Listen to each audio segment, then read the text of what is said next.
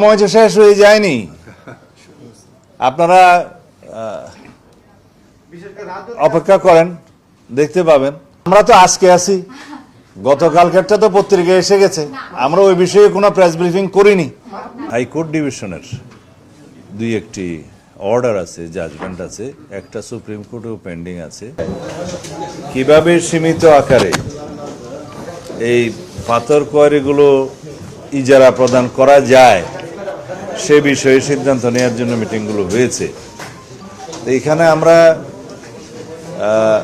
সবার মতামত অনুসারে সিদ্ধান্ত নিলাম আগে একটা সার্ভে রিপোর্ট আমাদের দরকার, স্থানীয় পর্যায়ে, ফিল্ড পর্যায়ে, মাঠ পর্যায়ে।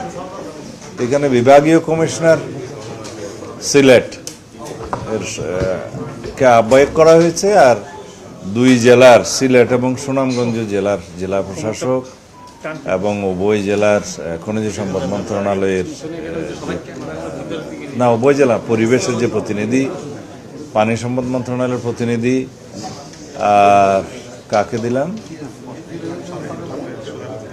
জিওলজিক্যাল সার্ভে উপরে বাংলাদেশে একজন অধ্যাপক শাহজালাল বিশ্ববিদ্যালয়ের প্রতিনিধি থাকবে এবং মিনারেল রিসোর্সেস মিনিস্ট্রির একজন ডাইরেক্টর এই বিষয়ে সেখানে সদস্য থাকবে এবং কমিটি প্রয়োজনে আরও এক্সপার্ট যদি কোঅপ্ট করতে চায় সেই সুবিধা রাখা হয়েছে।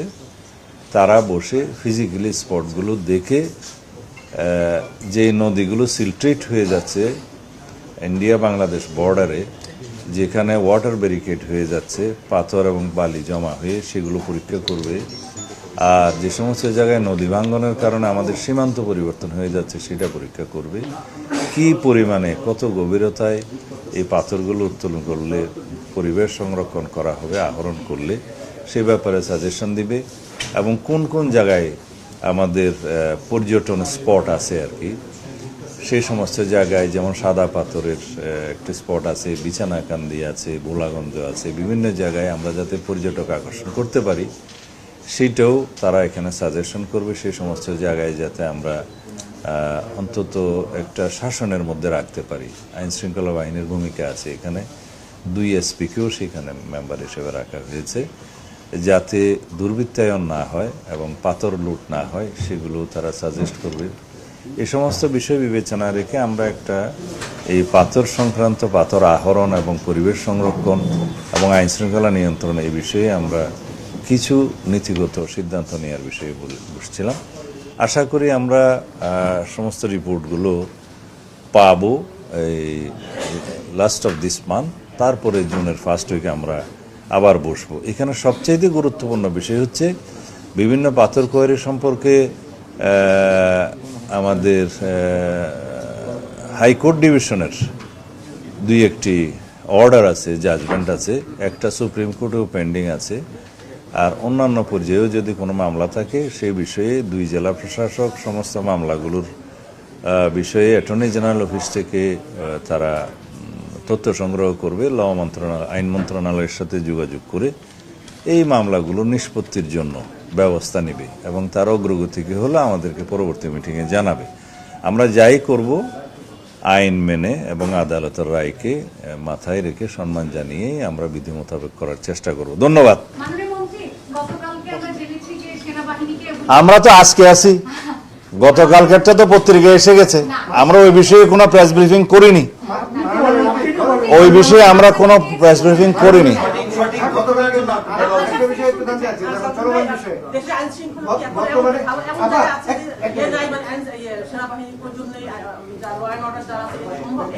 আমরা ওই বিষয়ে কালকে কোনো প্রেস ব্রিফিং করিনি।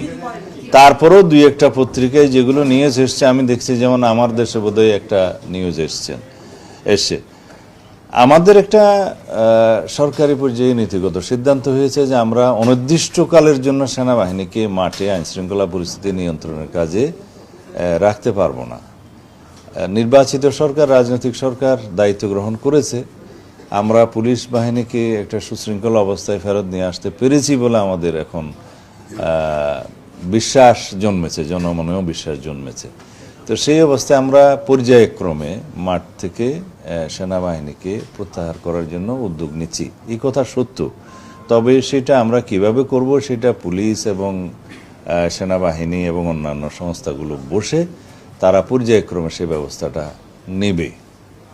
মাননীয় মন্ত্রী, চলমান বিষয়ে আমি একটা প্রশ্ন করতে চাই, যেটা হলো আপনিও বললেন যে পুলিশের প্রতি জনমনে একটা আস্থা চলে আসছে, এখন কিন্তু বিশেষ অভিযান চলছে চাঁদাবাজের বিরুদ্ধে, কিন্তু আমরা কোনো গডফাদারকে আইনের আওতায় আনতে দেখছি না। গডফাদারদেরকে, চাঁদাবাজের গডফাদার যারা, তাদেরকে সময় যে শেষ হয়ে যায়নি। আপনারা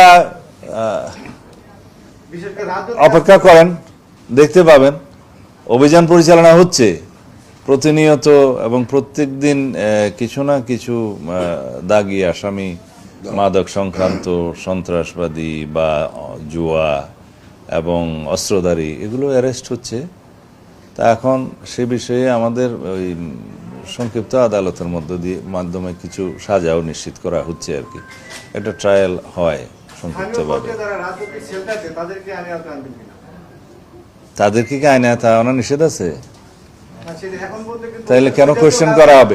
আইনের ঊর্ধ্বে তো কেউ নয়। আমরা সঠিকভাবে তালিকা প্রণয়ন করে অভিযানে নেমেছি, কোথাও কোথাও যৌথ অভিযান চলছে এবং আইন প্রয়োগকারী সংস্থাগুলো সিঙ্গেলি অপারেশন করছে, এটার অগ্রগতি আছে এবং এটা দৃশ্যমান যে দেশে আইন শৃঙ্খলা পরিস্থিতির উন্নতি হয়েছে। আপনারা দ্বিমত পোষণ করতে পারেন। ধন্যবাদ।